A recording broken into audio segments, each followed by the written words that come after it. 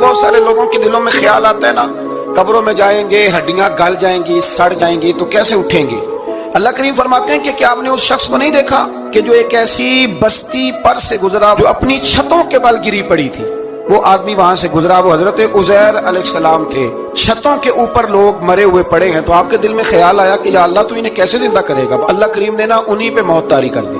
ان کے پاس تھوڑا سا کھانا تھا، ایک گدھا تھا، درخت کے نیچے لیٹ گئے، گدھے کو باندھ کے اللہ تعالیٰ نے ان پر نیند طاری کی اور وہ 100 سال تک سوتے ہی رہے۔ آپ جب سوئے تو آپ کی عمر مبارک 40 سال تھی، 100 سال کے بعد اٹھے، اللہ نے فرمایا کتنی دیر سوئے؟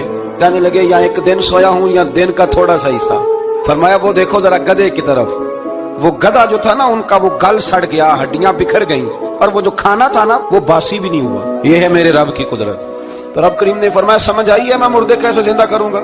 عرض کی یا اللہ ایسی سمجھ آئی ہے جو کبھی بھولے گی بھی